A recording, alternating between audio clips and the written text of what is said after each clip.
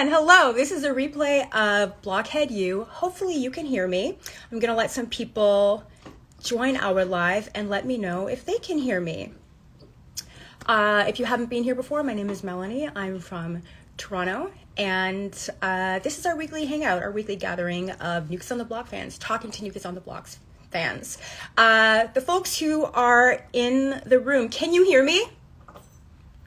Yes, okay, perfect. Ashley, you have requested to join from your other account. Is that where you want to join from this evening? Just letting you know. Okay, perfect. You can hear me now. Yay! This hasn't happened in a while. I feel like it was the second live, maybe, that we did, that the sound wasn't working. All right. Thank you. Okay. Start again. Okay, Ashley, you want to join from here? All right.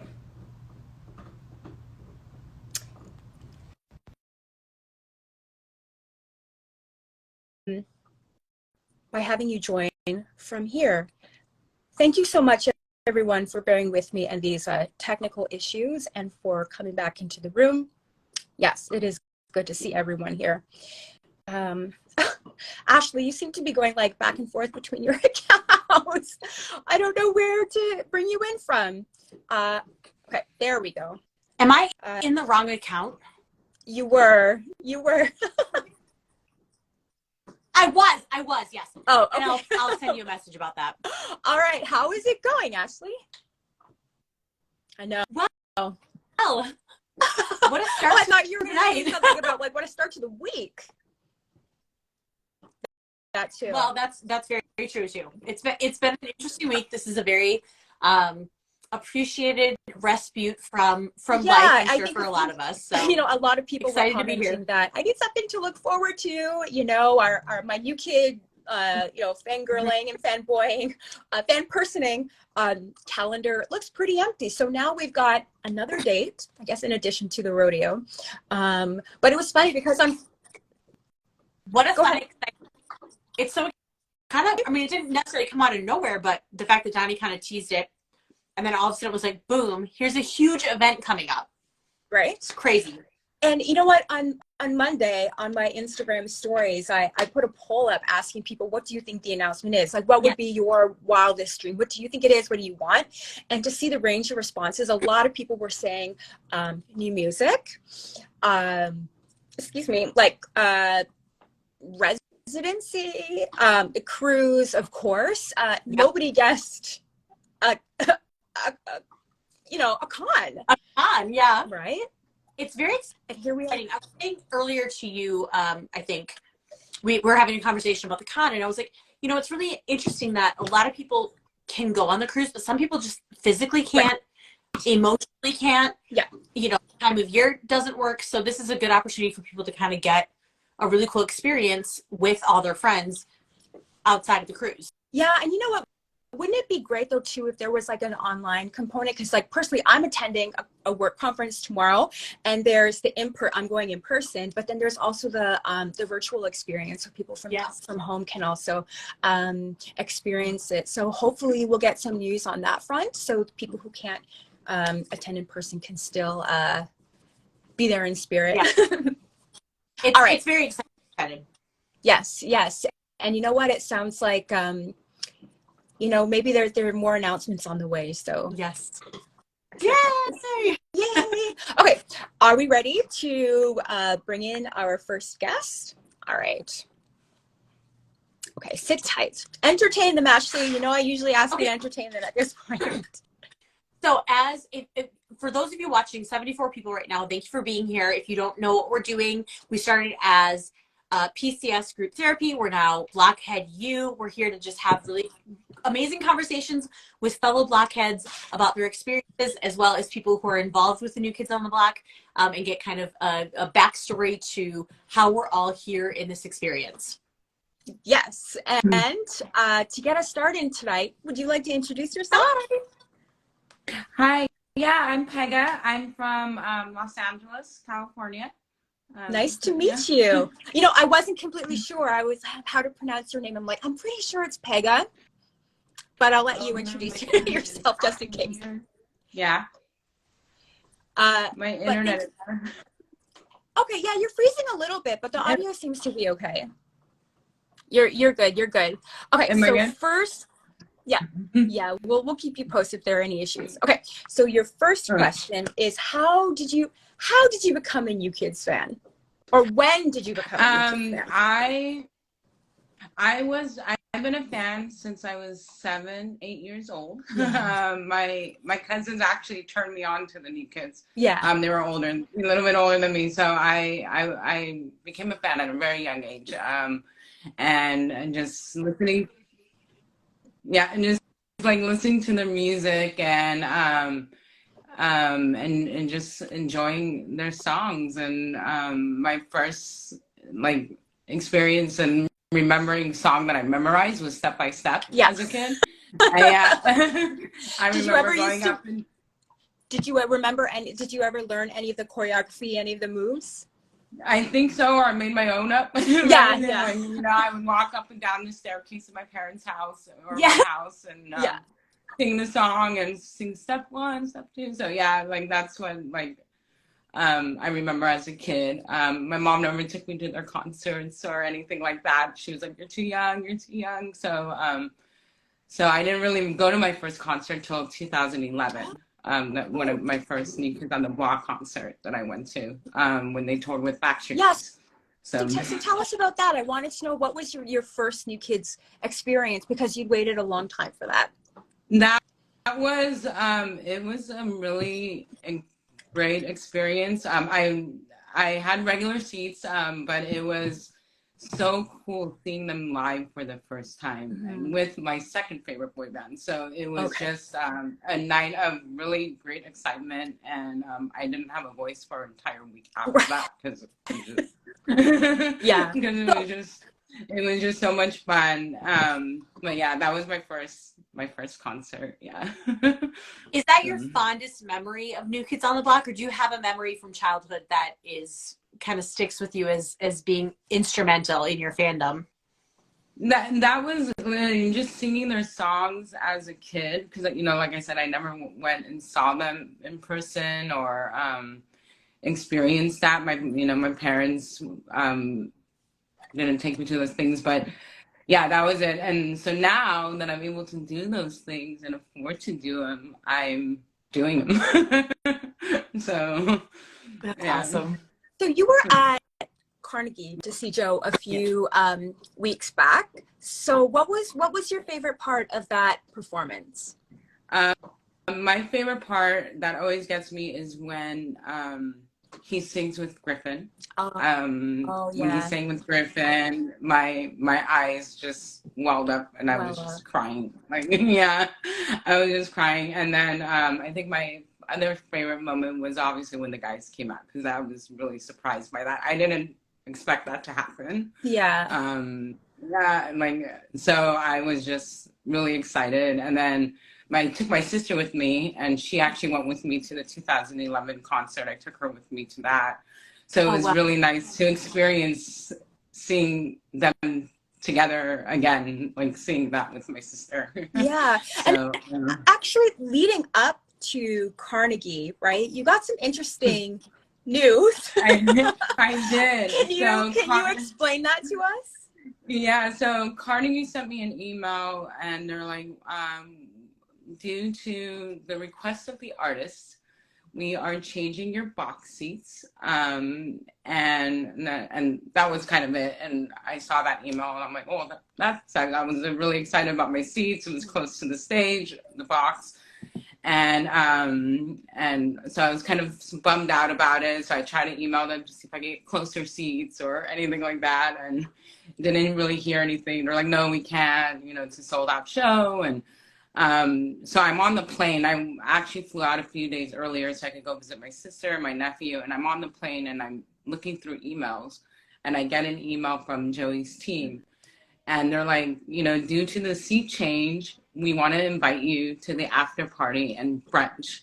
And they attached a video of Joe, like, saying he's sorry for changing. He sent a video, like a short little clip saying that he's so sorry for changing my seats, that we're going to make it up to me. Yeah, we're going to have fun together. And so I was in the plane when I'm hearing this on my head, and I just wanted to scream. And because I was Can't like, do that on the plane. what? And I can't do that on the plane. I'm like trying to hold it in, and actually Griffin was sitting 2 seats in front of me on the plane. Yeah, and yeah, and I was like, and I noticed him when I was walking to the bathroom. I was like, I think that's okay. He was wearing a mask and everything. But then I saw him exit the plane. I was like, oh, that was Griffin, because his grandma came and picked him up at the airport. But anyway, when I literally was trying to hold it in, and like, yeah. Wow. Yeah, so as soon as I got off my plane, I, texted my friend, and I was like, I get to go, we get to go to the after party, get to go to the, Okay. So What's the deal with the poster behind you? So the poster behind me, so I have the poster. Joe actually did sign the poster personally to me. I actually got that at the brunch. They after my photo, they pulled me aside and they gave me the picture. It was already signed and everything. So, but oh, that's nice. Yeah. So when you met him, did you say, hey, by the way, I'm the one that moved seats for you? Did you let him know? Yeah. So it was funny at the after party. He actually came on the dance floor and he was dancing near us. And then I was like, hey, Joe, like really quickly. I'm always very quick with them. I was like, I was one of the girls in box 9. And he's like, oh, thank you so much for moving my seat. And then he kind of hung out and danced with us. And then and then that was kind of it. And then he, moved along. And then at the brunch, after I took my photo, Marcelo was like, hey, Joe, that's one of the girls that moved the seat for you. Mm-hmm. And then he was like, oh, I remember you from the after party. We danced on the dance floor together. And I almost just died.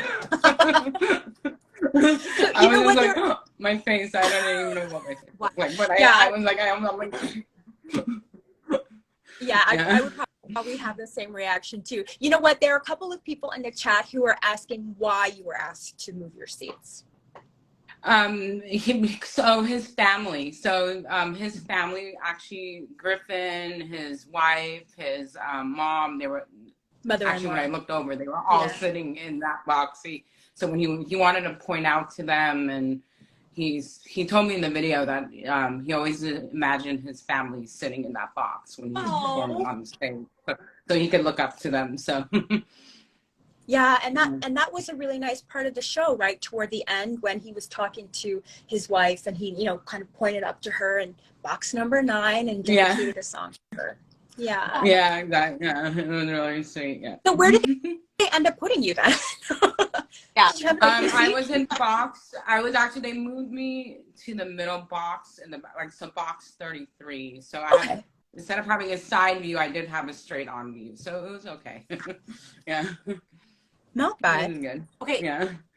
So obviously that's an amazing experience from the show, is, getting this extra kind of perks that you didn't expect. But other than that, like watching the show, what was one of your favorite moments? Him singing with his son, and then when he sang "Please Don't Go, Girl" too. I think that was another exciting moment to see, because it was the LA shows. He didn't sing it, wanted to sing it, and so I was waiting for it, and I was I really wanted that song, and I didn't realize he didn't sing it at the LA shows. So when you were there, were you kind of like, Yeah, he didn't sing it there, and I figured maybe because it was with the guys, he didn't want to sing it by himself, it's a new song, but so when he sang it, I was really excited about that. Awesome. And the happy birthday, when they sang happy birthday, that was also special. That was so last year, I know that you cruised, right? I did cruise. I cruised. It was something that I've been wanting to do since they ever first announced it, but never able to afford it. So for my 40th, I told my husband, I'm going on the cruise because it was a week before my 40th birthday. And I said, I don't care if you go with me. I'm going to go either by myself or you could come with me, but I'm going. And so he ended up coming with me. So I did go on the cruise with my husband. We went together. And it was the best 4 days. And I got hooked after that. I was like, I'm going to all the new things after that. Yeah. So yeah, I was hooked. And I wasn't part of the Blockhead community before the cruise or knew any Blockheads before. And now I have so many Blockhead friends. And Yes. yeah, it's amazing. Yeah. My sister's like, how do you know all these people? She saw me saying hi to all these people at Carnegie and I'm like, from the cruise. So yeah. Rex in the chat has asked, how did your hubby like the cruise? He loved the cruise. He's like, I want to go with you again. But I'm gonna do the cruise again, but by myself. I'm not taking him with me. He can get his own cabin. It's like the guys, the vibe of the guys is different than when they're on tour. Just the happiness, and it was a really great experience going on that cruise. So yeah. Obviously you had an amazing year as a Blockhead in 2022. Do you have a legendary moment from all of your experiences?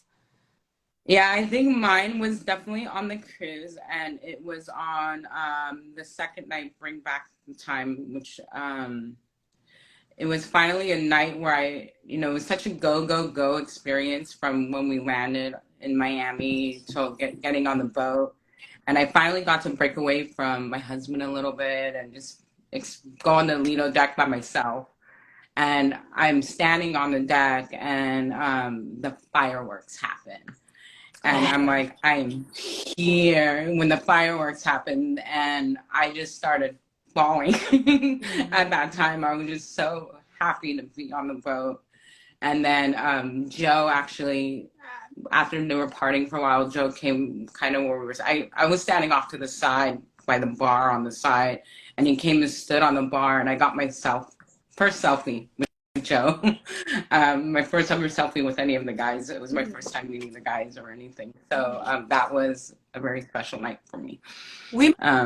Legendary night. That was my most memorable night. I was by that bar. Being a Joe girl too, because I'm a Joe girl. So just being a Joe. Okay, girl, I was gonna ask. Yeah. Good. Yeah, so that was epic for me. The crazy thing about being on that boat is that, like, I was at that bar when he was singing at the bar, when he was on top of that little table. So we were right by each other. We've never met, which is so fun. Yeah, we were probably right by each other. Yeah, I was standing over there by myself, and all of a sudden he just came up on the stage, on the table. Yeah. So what was the meet and greet like then for you on the boat? Since that would have been your first meet and greet, right? Yeah, I was nervous leading up to. I was so nervous, but the girls in my photo group were like calming me down, and they were like, "Are you okay?" They're giving me water. Not too much water. You can't have too much. Yeah, but I was kind of I was freaking out a little bit, but as soon as I got up there, I was okay. And then I had a little something to say to each guy as I walked by really quickly. Quickly. I said, thank you for bringing music to my life. Each one I said something small. So, and then it was gone. That's good that you had planned that, because like I mentioned before, the first time I did a meet and greet, I hadn't prepared anything. And so my roommate was like, what are you going to say to each one of them? And I was like, I don't know. Am I supposed to say something? And I was scrambling. So you did your homework. Yeah, I just came out, I guess. Yeah, but I was nervous definitely leading up to it. But now that I've experienced a couple VIP experiences with Joe and stuff, I'm a little bit more calmer. It's not as nerve-wracking. Here's what I say though. You can say that now, but give it another 6 months, all of a sudden you're seeing them again, it all comes back. I think we can all say it all comes back. You're like, I'm cool now, and then it's like, no, I'm not cool. I'm not cool. No, yeah. Yeah, I was like, especially when the moment where he's like, oh, I remembered you, my heart just was like, you remembered me. I'm like, what? Well, you know what? You did a huge favor for him, so Joe will always remember you, right? And because it's connected to his family, right? It's even more meaningful for him, so he'll always remember you. So knowing what we know now with the announcement of BlockCon, what are you most excited for 2023? I'm still hoping for the cruise. I've been going really back and forth about going to Chicago. The timing isn't right for me. Sorry. Happy's got his ball. Sorry. Sorry. So you're hoping for the cruise. I'm hoping for the cruise. I did really thought hard about Chicago, and I did want to do it, but my son's spring break is a month before, and just the timing isn't right. And so I'm hoping for the cruise or a couple more shows, and then I'll go to a couple more shows. But yeah, that's what I'm hoping for. I'm hoping for a cruise announcement. We all are. I think we all are. Yeah. Well, Pega, thank you so much for joining us this evening, and for I know you've been watching a lot of the lives and joining us for a number of weeks, so we really appreciate your support every week. Yeah, and of course. sharing your Yeah, story thank you with for us. coming. Thank you for having me, and it was really nice talking with you ladies. And yeah, I really enjoyed watching your lives. It really helps. Thank you. Thank you. All right, we'll talk to you later. Okay, we'll bring up the next thank you. Thank you. Bye. Okay, bye. So much. I don't know how to. I'll take you out. Don't worry. Okay. There we go. That's something I did learn pretty quickly, is how to, take people down, because sometimes they don't know how. We're slowly becoming not TikTok girls, but Instagram girls too. So like, it's part of the process. Yeah. You know what? Okay, so Justin has asked, what is BlockCon? Oh. So BlockCon is a New Kids event. They announced it on Monday. So if you were to check the official New Kids Instagram account or any of their Instagram accounts, you would see the announcement. But essentially, it's a New Kids on the Block convention that's happening at the end of May. I think it's Memorial Day weekend for Americans. Yeah. And it's happening in Chicago, and it spans 3 days. So there's a concert component, there are going to be panels, and there's going to be like a theme night, like a prom type event. Yeah. So more details are, being shared, I guess. And but there is a website. I think it's blockcon2023.com. It has the details. Yeah. And tickets for fan club members go on sale tomorrow, and then to the general public starting on Friday. Friday at noon Eastern Standard Time. Right. Okay. Are we ready for our next guest? Okay. And Ashley, do you want to just, again, reset the room, as they say? Okay. And I'll find our next guest. As we're adding our next guest, this is Blockhead U. University, essentially. We are here to help educate about our fan base, about our friends, about anyone who has a great story that has to do with being a blockhead. We'll talk about events that are coming up. We're currently going to be talking about an event that's coming up very soon that has to do with blockheads. So join us here. We have some announcements coming up as far as some expansion areas that you can find Blockhead U information. And as always, as you're watching this, when you look up at the top of your screen on the left-hand side, it says Blockhead U. When you click on that, you can see anyone participating in the current chat. So make sure you're doing that and adding anyone who's joining us, liking their page, and becoming friends. So we can all just increase this Blockhead U universe. Okay, so listen, I have sent an invite to our next guests. I'm hoping that they're receiving the invite. Okay, I've sent it a third time. So Bethany, hopefully you're seeing the invite on your end. Is she in the chat or? So yeah, she is. Now I'm getting a notice that she's unable to join. Oh no. Now, Bethany, are you on a mobile? I hope you're not on a desktop, because we know that doesn't work. for Instagram Lives. I will try again. I'll send an email quick too. Okay, we can give it another couple of tries. If it doesn't work, then maybe we can move on to our next guest to give Bethany a little bit more room. I think I saw Teresa is here, so she would be ready to join. This whole like space is a little like some people have never done Instagram Live, and it just gets a little complicated. So we appreciate everyone trying. Yeah. You being there. If I just emailed her, so if she needs some help getting logged on, but we're here, we're ready. Okay. All right. I'm sending an invite again.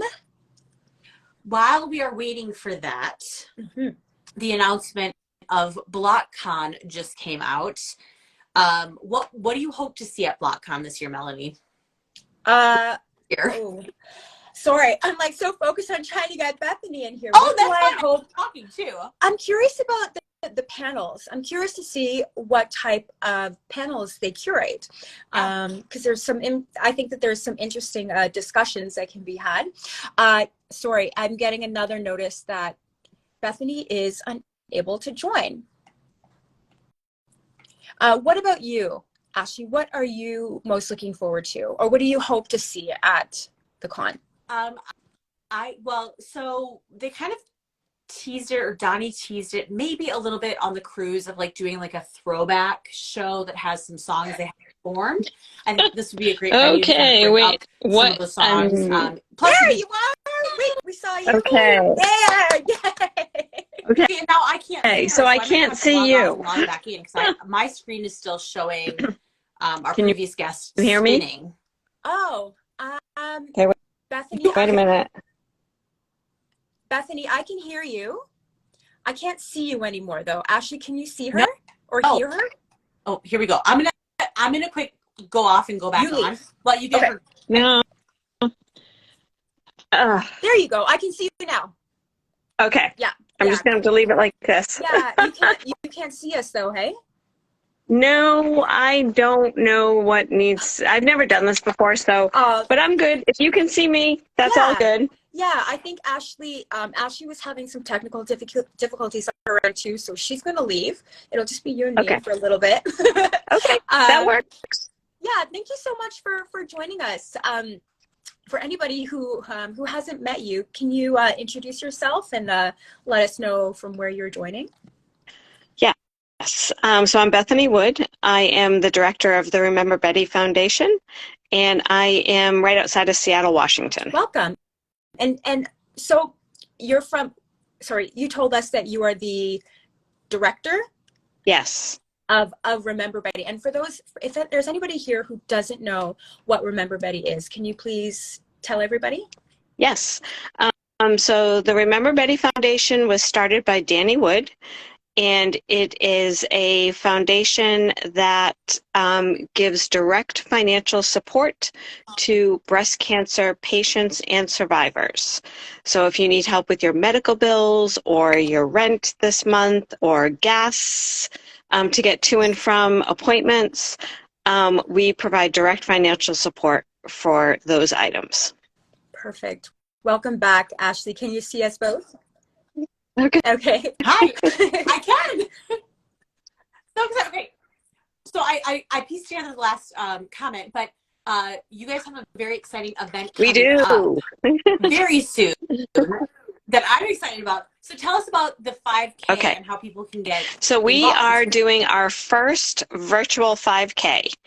And it is virtual, so you can do it anywhere you want. I will be doing it in Seattle, but you can do it on a treadmill, you can walk it, you can run it. It doesn't matter how you get it done. And really, nobody is going to be checking up on you to make sure you got it done. So, you're accountable to yourself, yeah. Right? Yeah. Yes, to yourself. And it's a way that we're going to raise money for breast cancer patients and survivors. And you're going to use an app on your phone called Race Joy. And Danny will have a few different little tidbits about Dorchester, about growing up. I haven't heard them yet, so I'm not really sure exactly what he's going to do.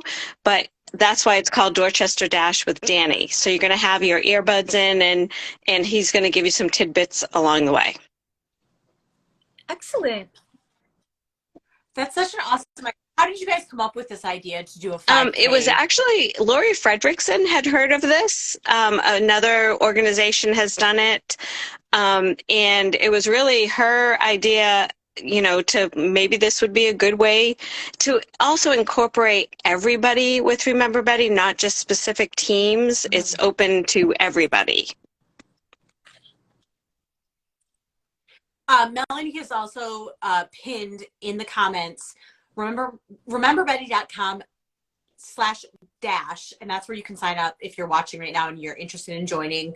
I know like I said, I'm very excited. I've been starting to train for it to get ready for a 5K. So it's a very fun event, and really it's interesting to combine Remember Betty, which is so dear to your family's heart, and then also fitness, which is also very important to you guys.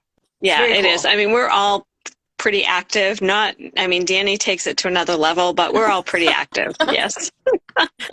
And just to reiterate, it sounds like it's very flexible. You can run it or you can walk it. Yes. If you can't do it outdoors, for example, if you're like me and you live in Canada and maybe it's icy or snowing, you can do it indoors on a treadmill, right? And you also have, there's a span of days that you can complete it, right? It doesn't all have to get done on one day. No, it's March 4th through the 12th. So it's about a 10-day window to get it done. Yeah, so you can make it fit into your schedule, right? No matter what you have going on. Yeah, you can make it work. Can I say one more thing about that? Because I've had a couple of questions. You can't break up the time, though. It has to all be done at once for you to get the full app experience. The app is only going to work one time all the way through. That's really helpful to know. And if you want, but that means that you could also run and then start walking, right? And then start running again, right? Like just a continuous movement, essentially. Yeah. Yes. Yeah. That's the great thing about a 5K, though, is that it's really, it's a manageable distance even for people who maybe don't work out all the time. I have participated in the Girls on the Run 5K with a bunch of 10-year-olds before, and if a 10-year-old can do it, we can all do it. We just have to take your pace. That's a great organization. I have volunteered for them here at their 5K race. So awesome. So obviously, you have the 5K coming up. Again, people can sign up. We've pinned the link, rememberbetty.com /dash. If you're interested in participating, you absolutely should. It's a great cause and a great way to get active, but there's so many chapters doing fundraising all the time. It is basically the teams decide that they would like to hold an event, and they run it by me. We actually have 2 events this weekend, one in Denver and one in New Orleans. One is a paint night, one is a bowling night, and those teams have both been around for a long time.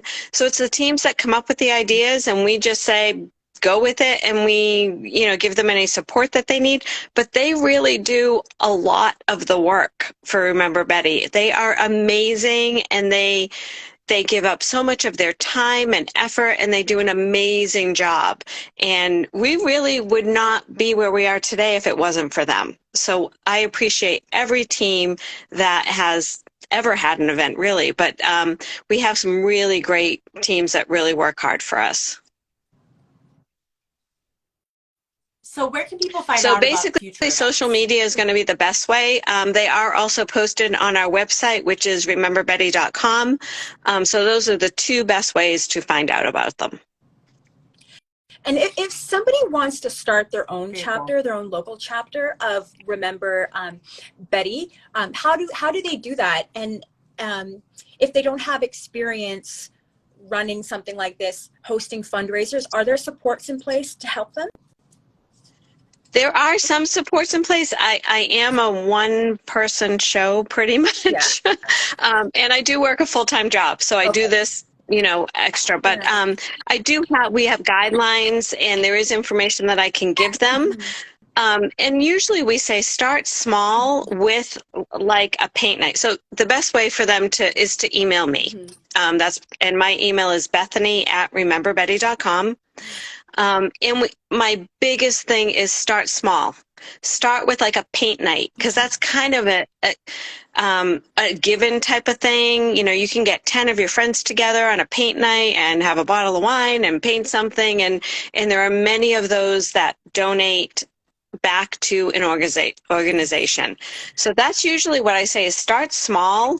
And you know, I'll help you find some place and things like that. There's definitely, you know, there are resources for you, but that's the biggest thing is don't, I know some people see some of these the bigger events with teams that have been around for a long time, but they started small.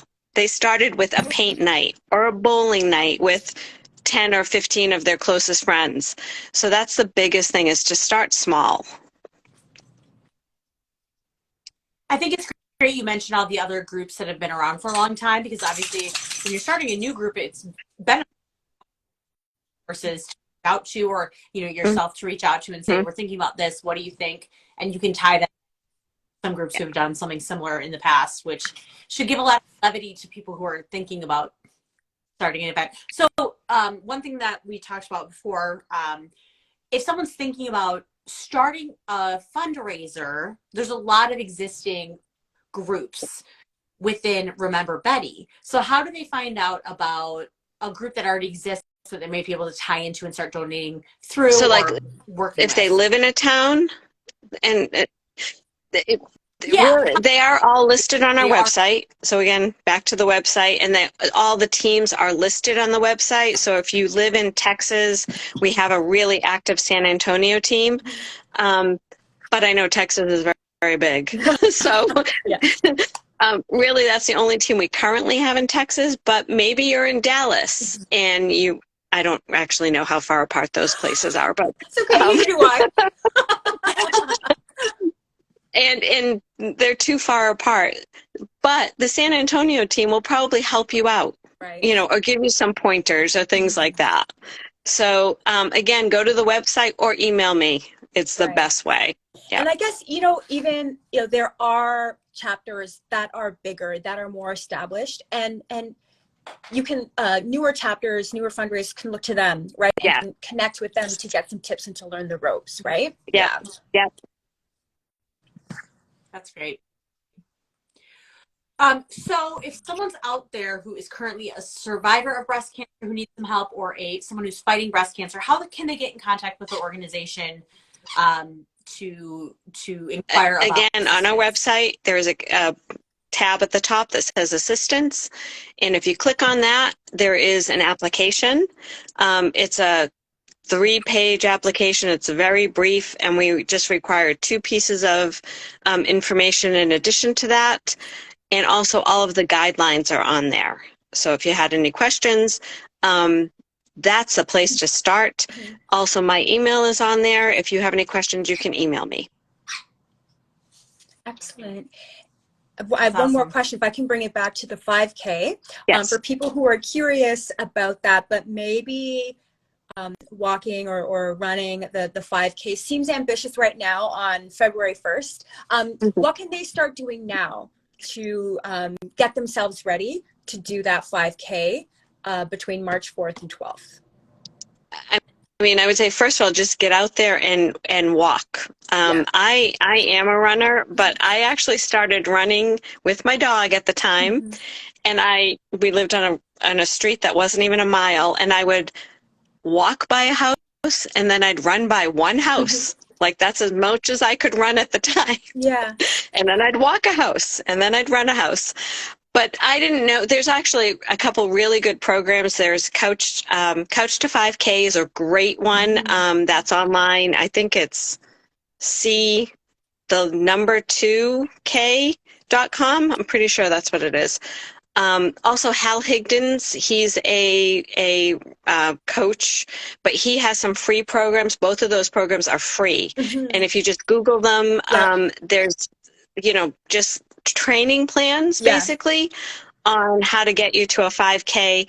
I think it's either 5 or 6 weeks are most of them. Right. But you can, anytime you're moving, it's a good thing. Right. You know? Yeah, again, like just Google couch to 5K and you'll find a whole bunch of different free programs that you can access, online training programs to help get you ready. Because if you're if maybe you are going actually from couch to 5K, you don't have that that training, I guess, behind you, just doing it on March 4th, you're going to feel it on March 5th, right? Oh yeah, you're going to be sore. Yeah, you're going to be sore. So you want to avoid that and work your way up to that. And you can get started now. Yeah. Yeah, and you can definitely get there. I mean, you can definitely get there in 5 weeks, you know. Someone asked in the comments if they're for some reason unable to run, is there a way to donate to people who are running, or is it better just to donate your maybe cost of the 5K to remember? On our website there is a donate button. This isn't something that anybody has to fundraise for, so, or you could, there's also a no swag option, so it's I think a $30 plus the processing fees, if you just want to sign up for the race and not do it. But probably the better way is just to donate to Remember Betty. And there's a donate button on the website. Awesome. Okay, so your mom loved to bake. Your brother has talked about that on his YouTube channel. So is that something you I baked a lot when I had kids in the house. And I do enjoy it. And one of my daughters is actually both of them are very good bakers also. I don't do it quite as much because I would probably eat most of what I make. But I do enjoy it, and especially like around the holidays or, you know, their birthdays or something. I will always bake something. And my mom's coffee cake is something that is a staple here for every holiday. Yeah. It's so good. I've made it based on the recipe, but I'm gluten-free, so I've made it gluten-free, and it's still amazing. Yeah, it's really good. She was a great baker. She really was very good. Yeah. A lot of people are commenting about the Remember Betty birthday celebration you guys had recently, and that was an amazing event. So thank you guys for putting that on. See, Team Betty United has done a few things with some of my family members, and both my brothers have been involved the last time too. And I always learn something about them when we do it together. So I'm just like, I didn't realize me getting a car was that big of a deal. But it's things like that. Yeah, it was really special. Yeah. And Team Betty United is amazing, and they're a great group of women, and they do a really good job, but they have done this a very long time. So they're, you know, that's part of it too, that they can pull off some of these events because they started with paint nights and bowling nights, and have just gotten better and bigger, you know, over time. So it was a lot of fun though. That event was really good. Yeah.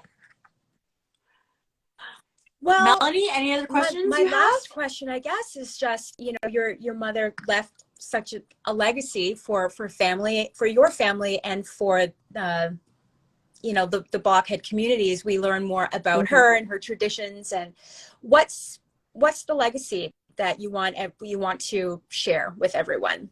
Like, what do you want to hope to carry on throughout your work? I think, and we touched on this at the last event, I think the biggest thing my mom would want everybody to do is and I know this is said a lot, but to be kind and not to judge people based on things you don't know about them, you know, and really be kind. I would say that is probably the biggest thing. She, one of the best things she did was send us to public schools. So we were exposed to all kinds of different people, which was I still say the best thing that my parents ever did for us. So that would probably be the biggest thing. All very, very important to get us That's through such a life for sure. Yes. Yeah. Yeah. Actually, And I just want to say thank you very much for this opportunity to talk about Remember Betty. I really appreciate it. oh my. It's something that is close to my heart. I'm not super comfortable with this yet, but Yeah. any opportunity I have to talk about Remember Betty, I always like to do that. So thank you very much. Oh my gosh. Thank you for joining, and you've done a wonderful job. Thank you. yeah.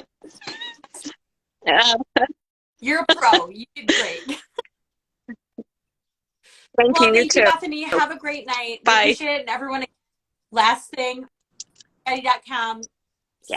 /dash. I'll leave Sign it up for the pinned in the 5K. comments so everybody can see Not it. next month. Thank you. Okay, yeah, you Okay. take care. And I'm Good gonna night. remove you. I'm gonna remove Thanks, you from the screen. Okay, Okay. Bethany, I got Yep. that under control. Okay, Thank take you. care. Okay. Bye. Bye. Thank you. There we go. Yay. Wait.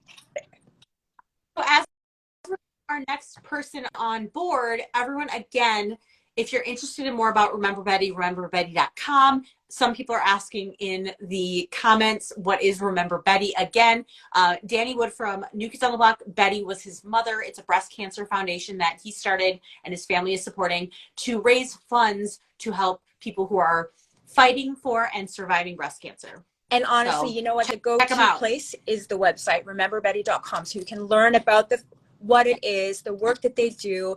If you need their support, how to connect with that, you can learn about the Dash and all their other fundraisers and their chapters. That's your go-to spot for sure. Okay. Now, Yes.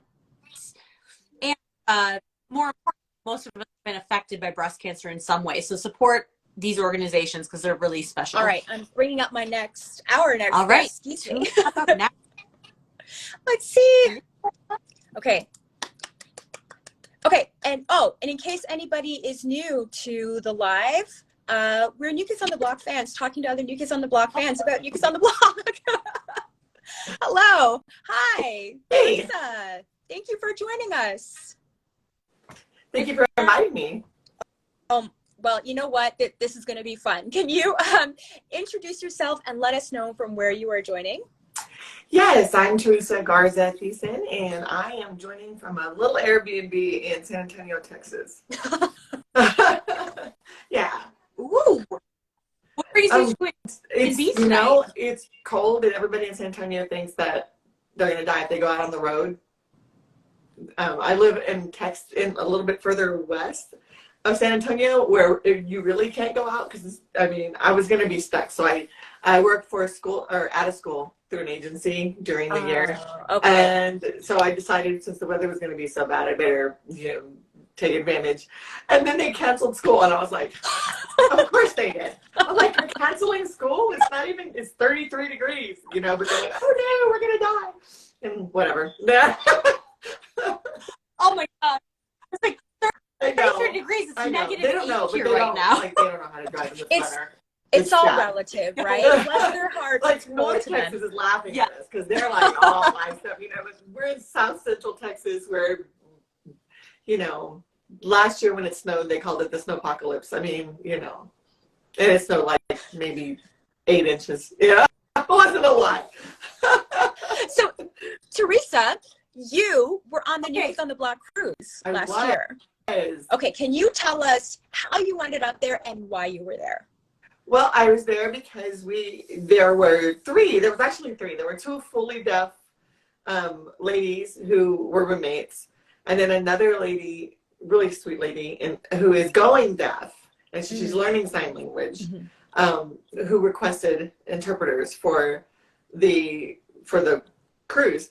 And I work for an agency that provides sign language interpreters on all the cruise lines. So when it came out, there were probably 100 interpreters that were wanting, that gig. Yeah. And but and it's typically first come, first serve. But my boss is like, no, we need somebody who is experienced with music. So I got to have the gig, and then I had another interpreter with me. Her name is Tina. And I had met her just once, like the year before, and we had worked together we had like 33 deaf people on a cruise for Thanksgiving one year, and so So yeah, she's super nice. And but you know, it was like I was the one that you saw the most because like full disclosure, she's like, I don't hear well in crowds and I don't do rap. And I was like, why did you take this job? So in case anybody, you know, isn't clear, Teresa worked on the cruise in 2022, the New Kids on the Block cruise, as an ASL interpreter. And there were 2 on the cruise, and it sounds like you did most of the work. Yeah. It was fun though. I mean, it like what Donnie said he's such a sweetheart. When he said that it's not work for him, I feel the same way. I feel like I've never really worked a day. I've been a sign language interpreter for 25 years and I've done everything, you know, all of the school stuff, and I've done the concerts and cruises, and I've done like, you know, mental health hospitals and, you know, rehab hospitals, just like everything. And even though some of it can be challenging and sad, it's still like there's nothing else I'd rather do, you know. Did you dirty dance with Donnie? Some of the comments is saying that a little bit maybe. I'm also a Zumba instructor, so I teach Zumba at a drug and alcohol treatment center. Okay. So and I'm Latina, so like I mean I had to dance. How could you not?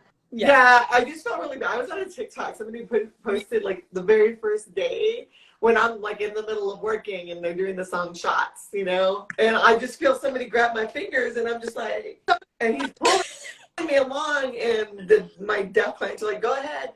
And the other interpreter's like, I got you. And I'm like, okay. So, and somebody was like, I can't believe you left Jordan hanging. And I said, I didn't see him. Apparently he tried to high five me, but I was so focused on the fact that Donnie had his knee in between mine and was like dancing with me, and I couldn't see over his shoulder, and I'm trying to interpret at the same time, and all of a sudden they're like, you missed him twice, and I'm like, oh, maybe that's why Jordan gave me the side eye later when I said hi to him, like, oh, now you're talking to me. Donnie has that effect on people. It's just like, yeah, I didn't really expect to be up there. So note to self. After that, I was like, note to self, make sure your hair looks perfect. Right. Just in case. But it had been so windy that day. I just pulled it up in a braid, and I had a T-shirt on that a deaf person, she's a graphic artist. And so the back of my T-shirt, if you see that, I don't know if you've seen that clip, but it has the sign for interpreter on the back. And she just thought, she was like, oh my God, that's my shirt. Can I use this video footage? And I'm like, of course. You know, because I always want to wrap my deaf friends, you know, small businesses and stuff like that. And so, and I always wear that shirt the first day of the cruise, because then they know that I'm the interpreter. Right. You know. Makes sense. Yeah. So how did you get interested in doing like ASL sign language for a career? I was 9 years old. I'm old, so I'm 52. So 1979, I was watching Sesame Street. Yeah.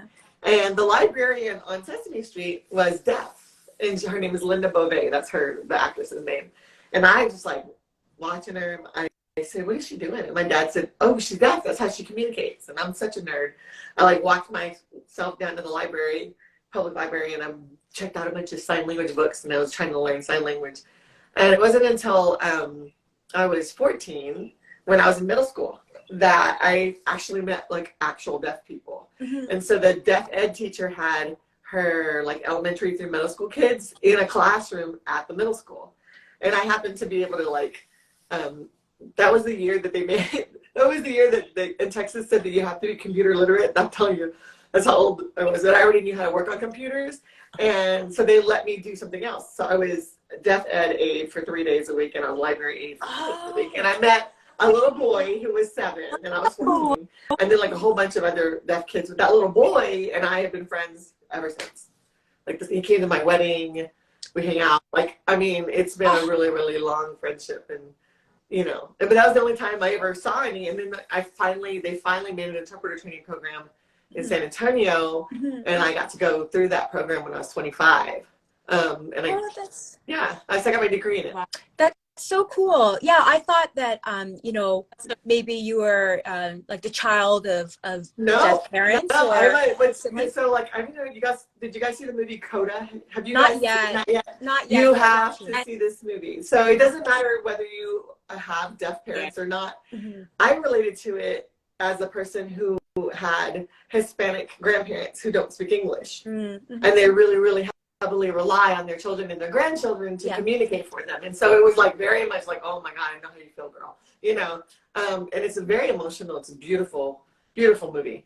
But that's coda means child of deaf adults. And then there's sodas, which are siblings of deaf adults. And I'm a nerda, not even related to a deaf adult. That's what they call it. So I just happen to love the language, you know, and love the people. Because if you just love the language and not the people, then you're not going to succeed, Right. you know? So I love it. Okay, so had you worked on cruises similar to the New Kids cruises, like music related charter? No, it was that was so next level. I had done probably at the time like 92 cruises, and I had never seen anything like that in my life. Okay, can you elaborate on what do you mean by it? I've never seen anything like that. So like, just the first day, the sail away party. There's usually a lot of people on the sail away on the Lido deck at the sail away party, and I'm not even thinking, you know, like, I'm like, I haven't even met the cruise director. I've never met the cruise director like in person ever. I happened to just be on a cruise 2 weeks ago, and the cruise director was like, "Hey, I know you. I was the cruise director on the New Kids." I'm like, "Oh, We have to get that Oh my person. God. We have to get that person in this live. He's so great, you know." And he actually came a few weeks ago that was his second cruise with Carnival, because he was with Princess for like 15 years. Okay. And so he was like, it was wild. But anyway, so usually there's some people on, like there's lots of people that want to start the party, and like the fun squad comes out. That's usually what happens. I don't know if you guys have ever done regular cruises, but I've been on one regular cruise. Okay, so on a regular Carnival cruise is a party anyway. Yeah. Mm-hmm. So the DJ will be out playing some awesome music, and then they'll announce, and then the cruise director comes out, and the fun squad, which is, you know, all their like helpers. Yeah. And they do a bunch of dancing. They'll do a contest. You know, they'll get people going. Yeah, right? and they'll pick 3 people, and they'll have them like, you know, do the Tootsie Roll or whatever, and you know, and then people vote and stuff, and they get free drinks. So I was expecting something like that. So I'm like, okay, I got time to go. Oh, it's time to go meet. You know, oh no, girl! I was like, I'm trying to meet them to go to the ADA section, and I walked out, and I was like, oh my God, I can't even walk. So I had to go up to like floor 11 and across, and then down the stairs over where Guy's Burgers were, and then like, excuse me, and I just kind of went through, and then I was like, oh, there's no reserve section for the deaf people. So I was literally standing, somebody sent me a picture. I was standing in front of the stage, and you can see like Johnny's foot this close to the back of my head, like I'm gonna get kicked in the head. I know I am at one point, but I was like this because my 2 deaf ladies were just standing there, and the other interpreter couldn't even sit next to me. She was like this somewhere. She got pictures with everybody, selfies while I was working, you know. But when we were done, I took one of the what do you call those people? I'm doing it in sign language. Security guards. We learned something today. Okay, this is security guard. One of the security guards this time, and explained to them usually what the setup is for. Yeah. And I found out that they weren't even hired by Rose Tours. They're actually local from Miami. Oh, okay. Was it Miami? Yeah, from Miami. Yeah. And I'm like, okay, well, this is what we do. And he's like, I got you. I'm going to have it set up. And I showed him how to do it. But just in case, because I've had people say that, and then I show up and it's messed up. Mm-hmm. So, like, that's why I would leave, like, when they had their concert. Yeah.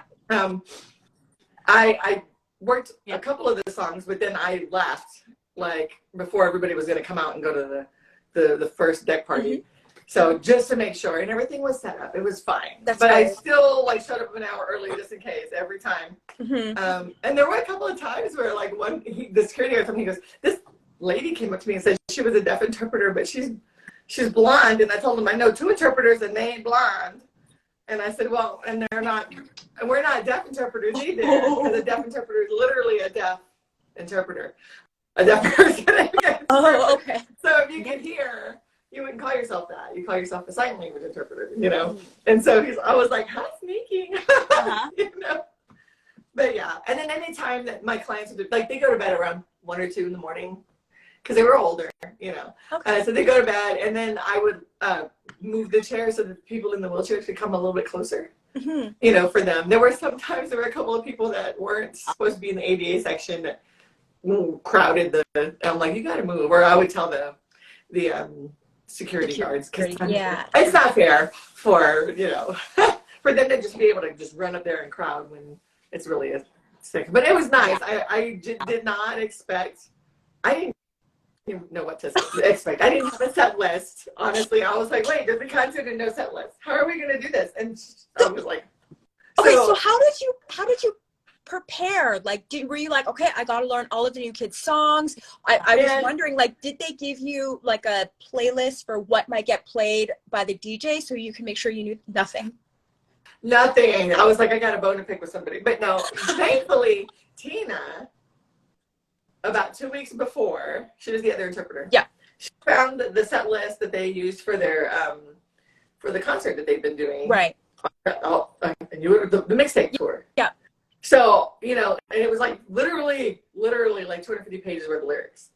I'm like, there's no way I'm gonna be. So I just listened to that soundtrack, you know, and it was everybody. It was Salt and Peppa, you know, and In Vogue and Rick Astley and all of them, and you know, and I've been to. I mean, I've worked the regular concert, like in San Antonio. I did the NKOTBSB concert with my nieces and my sister were there. And it was so much fun. And then I went to the one in Houston. And I'll probably go to the one that's coming up just to go, because in Houston they'll hire their other interpreters. But like, it was fun working the concerts, you know. And they had like Nelly and somebody else was up there. I don't remember who was there that time. It was really interesting. And he also would have been there that year, I think. Yeah. So I always like check out whatever. I figured they were gonna do that. Yeah. And I knew that on deck parties it would just be random music, and I figured we're all the same age. They probably like the same kind of music I like. Thank goodness. You know, and even throwing in the Latin music. I know, it was funny. I think it was Danny's face, and Jonathan was laughing. He's like, how do you know the words? They're good. And I was like, because I'm Mexican. And he's like, oh. And then I'm like, Zumba. And then he's like, all right. And then when these ladies that were all dressed up really cute and red for that first night, and they're like dancing with me, the thing. It was a lot of fun. I had a lot of energy because I'm a night person, and I feed on the energy of the crowd, you know, and I have to match the energy of if they were like boring, I have to be boring. So I'm really glad they were really You have to convey that to your clients. Yeah. But like, honestly, I walked around that cruise ship like, this is not at all like a cruise I'm used to going to, like nothing. No. Like usually there's like, on cruises, there's usually stuff to like different things, and the cruise director comes on, and it's gonna like, we're gonna have trivia, we're gonna do this game, we're gonna whatever, and I'm like, we're all just sleeping. Gonna be just hanging out with the kids, you know? And so I spent the time in the room like practicing the music, and then when we went to the beach the first day, you know, I was like, well, how are we gonna do this? We were looking for our people, and so I was on that bar that's the shipwreck. The ship, yeah. And so I was there playing with interpreting some of the music, and then. So would you stay with your clients throughout the day? No, they would tell us where they wanted us to meet. Yeah. Okay. Yeah, and that's typical on a cruise anyway. So like when I am working on a ship with clients, we meet the first day. Yeah. And then I get what they call a deck phone. It's a satellite phone, so that I can call if they want to go to comedy. Then I'm going to call the comedy club host and say, hey, I need reserve seats at this time. If they're going to go to the main shows, because they have like dancers and singers, they were excited. By the way, I got to meet some of them, and they were like, oh my god, we're so excited. A lot of them were not even born like until just recently, you know, like 20 years ago. And they're like, I didn't know who you kids were. And they're like, oh, we know those guys. I'm like, you guys are in for a treat. And they were excited that they didn't have to work and they got to watch, you know. So that was kind of cool for them. But anyway, so I get all of that information, and then we chat. I don't know if you guys had the chat feature, right, on the app. So they will just say, hey, we want to, and there's usually on that app, everything that's going on, and they'll put a heart next to the ones they want to go to. So I know where to show up. Okay. And so we touch base at the end of every day. Yeah. And so they get me typically for 8 hours a day, because it's an 8-hour day job, right? And I get paid a stipend for the 8 hours a day. But it's typically like maybe half that, you know. But then again, I spend a lot of time working on the music. So it was interesting because my ladies were like, we use ASL, but we want everything on the mouth in English. And I was like, you just want to give me the worst headache in the world. Okay, so, because it's really hard. And so I was like, okay. And then they had, I don't know if you saw them, but they had balloons, and they would like fill up a balloon and put it right up next to the speaker so they could feel the music. Like, No, I didn't see that. Yeah, it's really cool. It's really cool. I mean, I've used that trick before with like just regular get-togethers and parties where there were deaf kids, and I blow up a balloon and they could feel the music, and then I teach them how to dance that way. Oh, that's so they can cool. really feel the music, the vibration. It's really neat. And so they would watch, but like they were once they started doing all the rap music, I was like, oh man. You know, I have some video of me. Somebody sent me some video where it was like, this freezer rock around, it's right at time it's chicken. I'm like, what? And then I was just exhausted by the end of the night. After I exhausted. I was. I mean, it was funny because one time I was like, okay, and I took all my medicine. I have to take medicine to sleep though. I'm a chronic insomniac, so a night person is me for sure. Like I could go all night.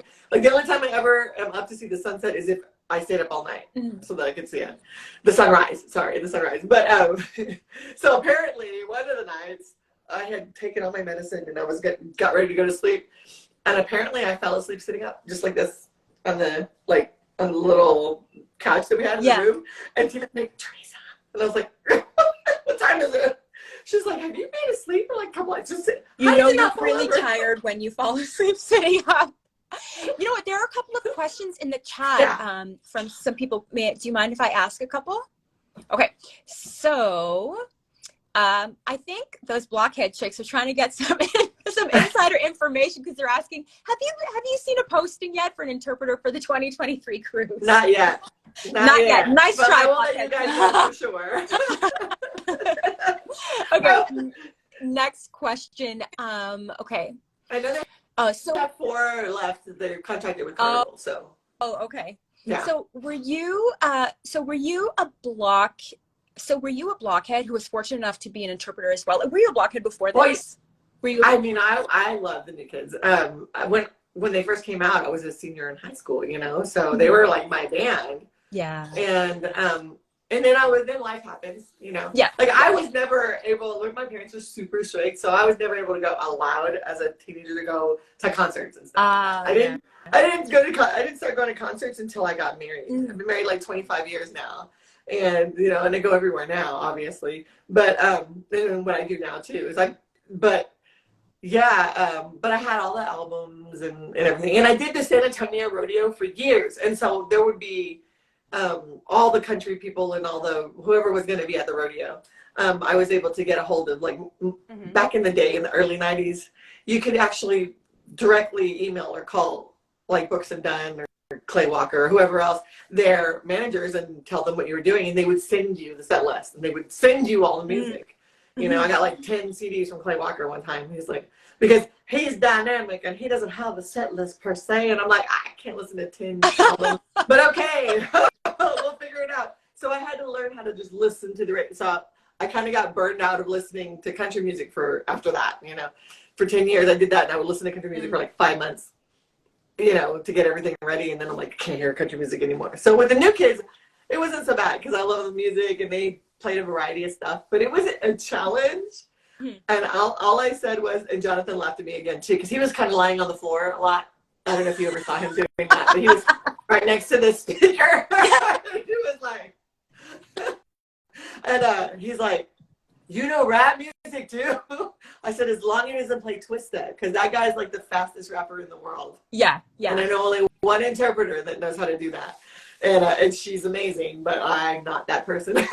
It's very, very hard to keep up. But I'm really good about listening and being able to get the information. And so a lot of people think what I do is and yes, it's amazing to taking one language, translating it and putting it out into another language while at the same time still listening is a challenge. The next line, Right. But a lot of people think that it's word for word, and it's not. I take the concept of what's being said and hand it out, which is why it was challenging when they said, we want English on the mouth, and they asked L signs on the hands, and I was like, oh, okay, but I could do it. So I did. And they appreciated it. for the most part. Yeah. So it was fun. That's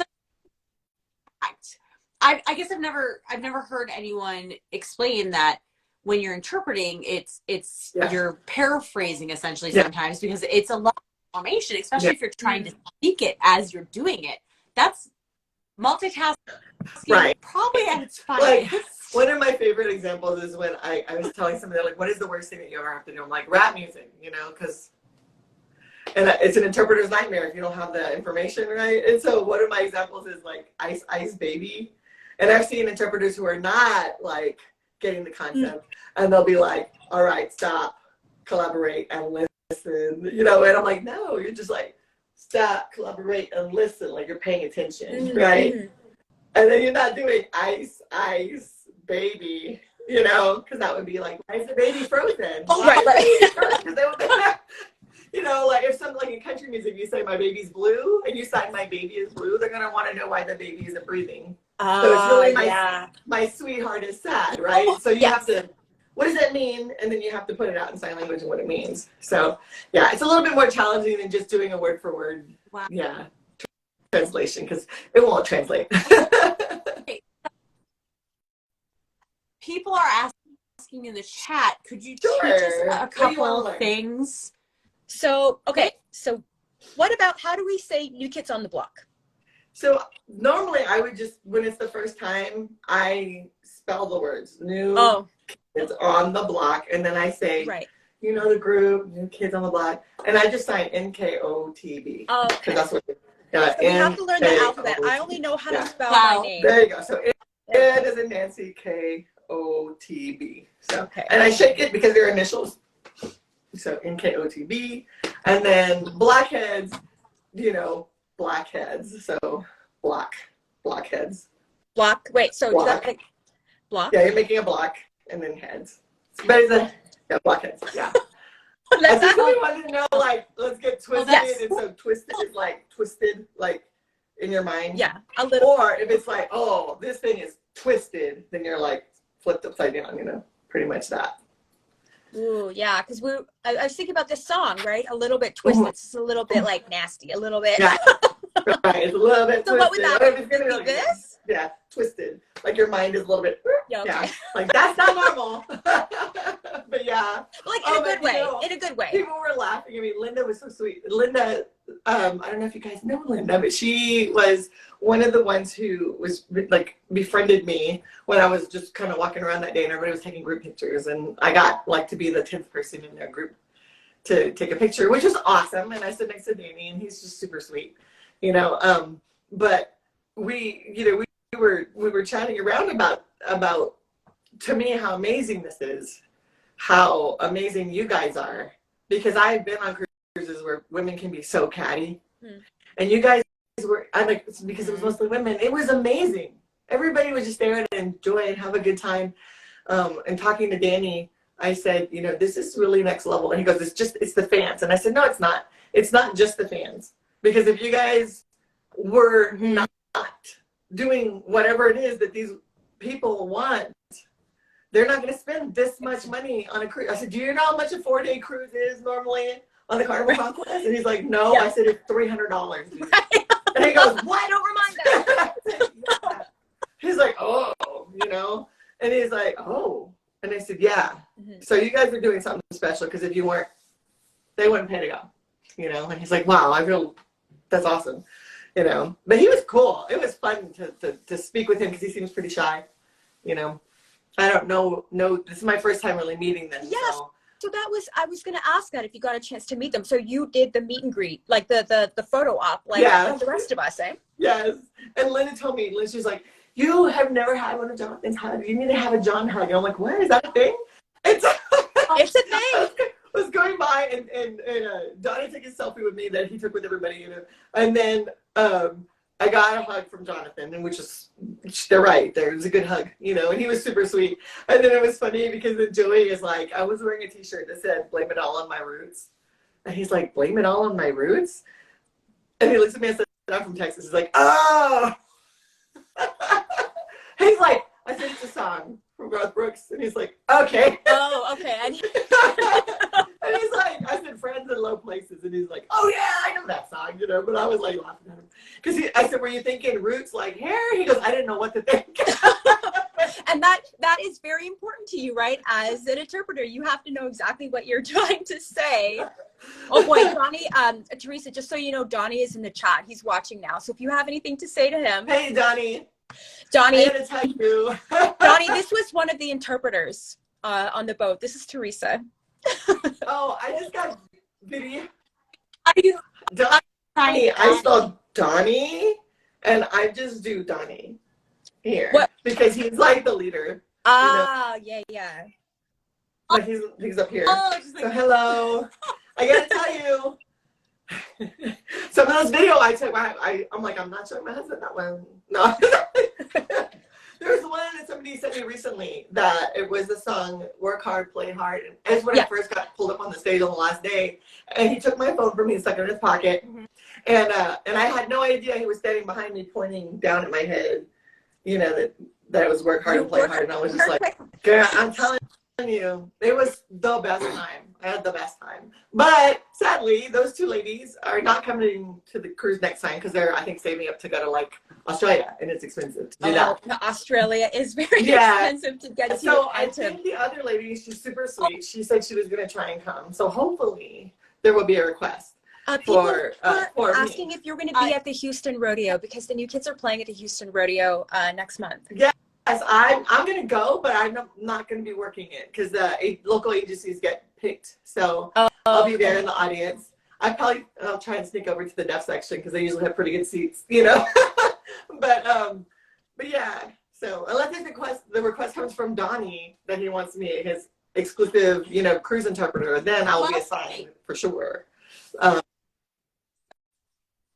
So he asked in the chat if you could do his name again in sign language. Like, can you do ASL with his name? Well, that's I should be Donnie because, like, you know, my sign name is Teresa, and it was given to me by my deaf people because of my big heart.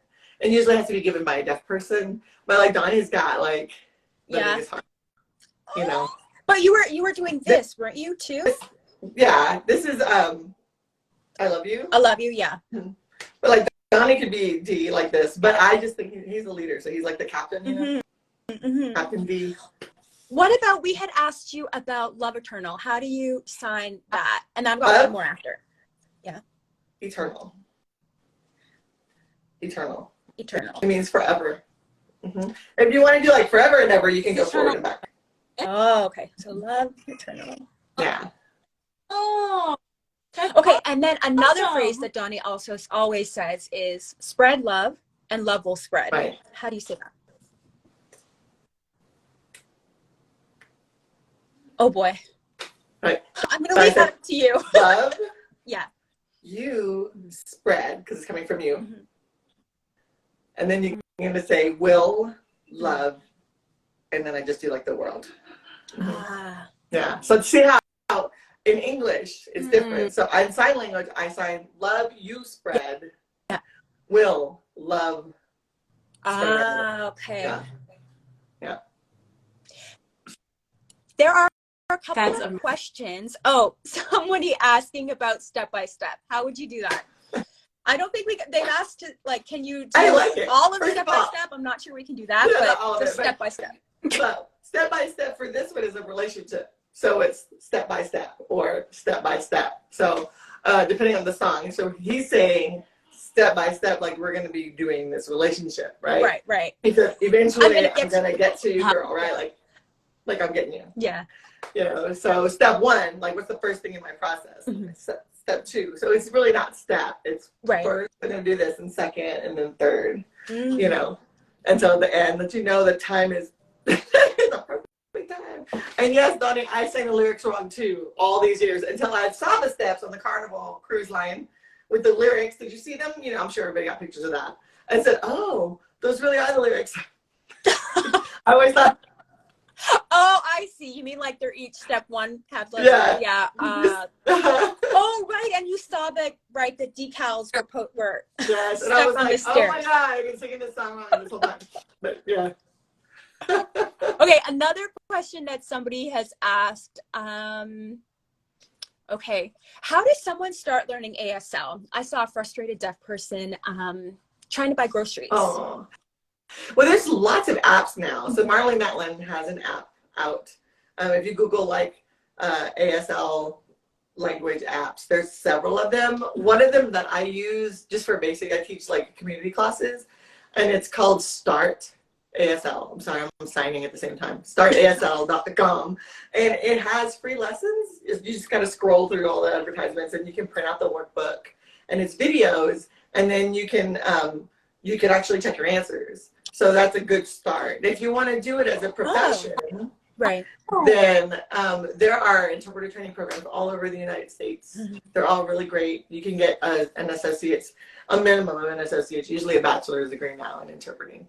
But to do something that, like what I do, that's not taught really in an ITP. You're taught the basic stuff, you go through school and take a lot of workshops. So I've been like really involved in music workshops. And in Texas, the reason my interpreting is different than others that you've seen probably is because in Texas, in my program, we had to take acting so that we could be the character.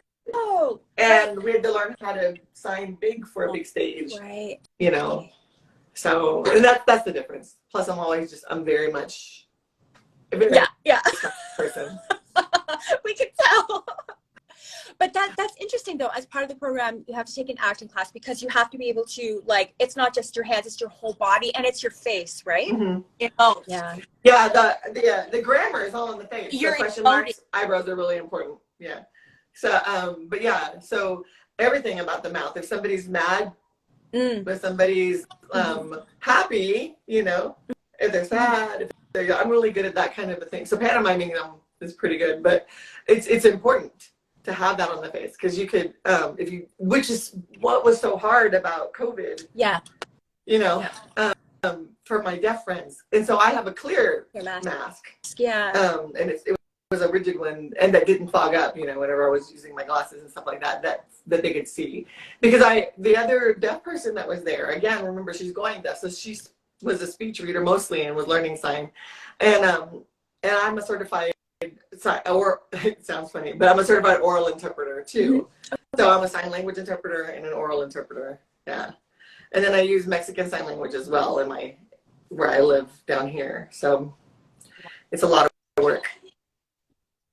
So if there was one thing you could teach us, as in the world that we could sign to someone who might be unable, that we want to communicate with. I in my day, I'm sure most of us do, come in contact with plenty of people who are hearing impaired or need ASL. I know thank you. I learned that years ago, but that's an important thing for people to know. Or what's one thing that we could learn to sign that would be helpful to let people know that we like the universal sign for I love you is this.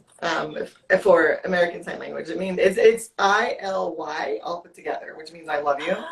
If you know how to spell your name, hello is like saluting a captain, Right. So you'd say hello, and then you would say my name, and name looks like an X. Remember back in the day, people who couldn't write, they would mark their X. So that's how you can remember that for name. And then you spell your name, and they'll be just like, so happy. And then the sign, they're gonna come back and sign real fast. This sign means slow. Oh. Okay, we're gonna need that. Spell it slow.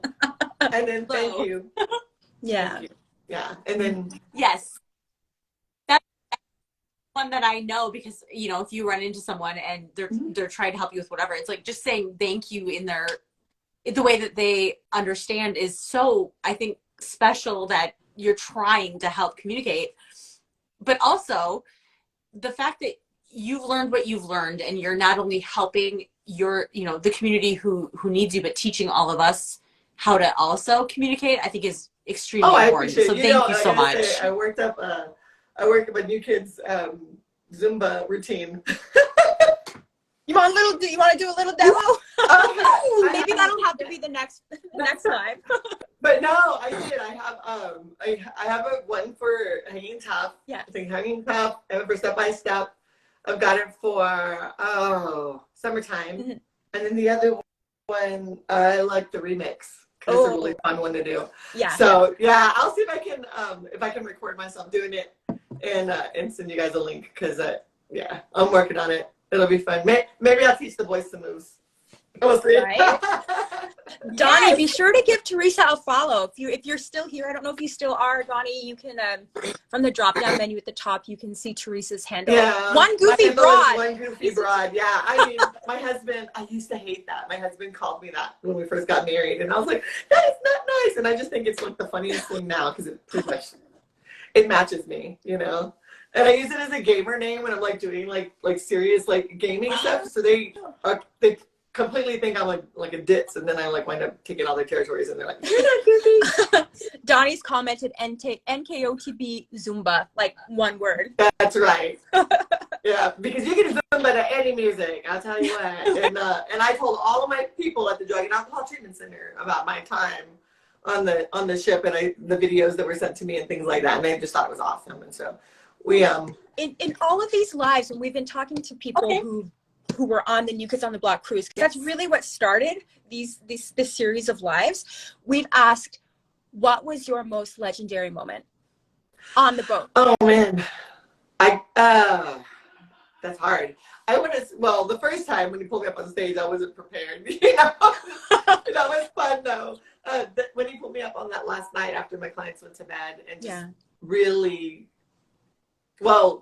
just showed me some love. It was just amazing. It's really hard. It's very rare that interpreters get any kind of like notice at all, you know, because we're just there. We're just there doing the music, and we're working.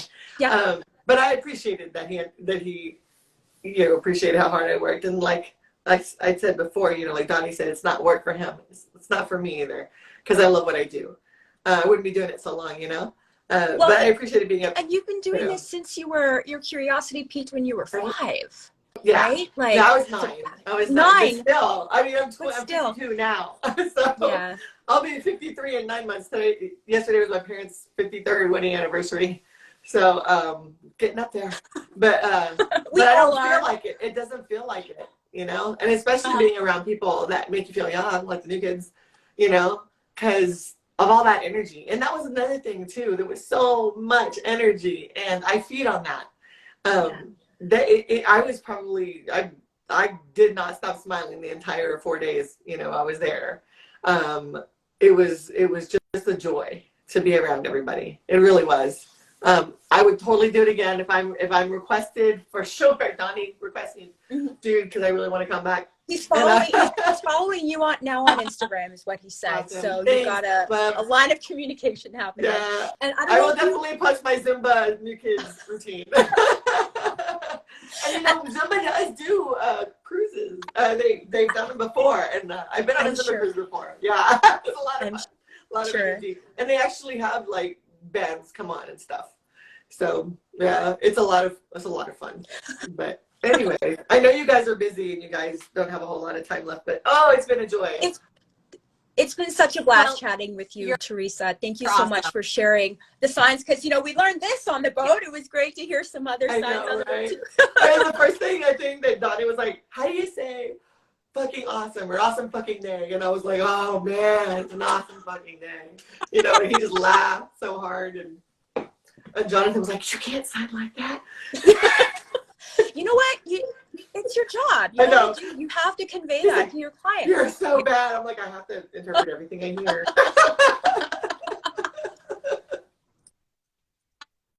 I think after today, you're going to have a lot of people sending you videos and pictures that they took that they realize that you're in, and be like, there you are. Like, oh, at least I look good. Or somebody's like, I didn't know you could dance like that. I was like, it's in the blood, honey. I'm like,